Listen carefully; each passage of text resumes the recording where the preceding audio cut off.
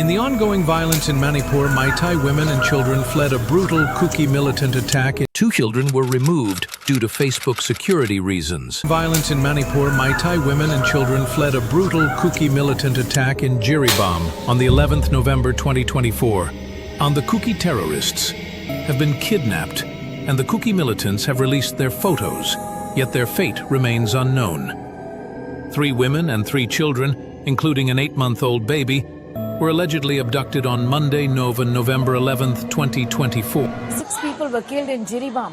Residences of local MNAs attacked by angry protesters, decrying the recent abduction and brutal killings of 6 individuals in Jiribam. According to local sources, the victims were taken to a remote camp deep within the forested borderlands, where they were held captive for 5 days. During their confinement, the victims allegedly endured severe torture and inhumane treatment, including sexual violence. Despite the brutality of their ordeal, there has been no official confirmation or justice served in connection with the crimes. After 5 days of captivity, all 6 were reportedly killed and their bodies were disposed of in the Barak River.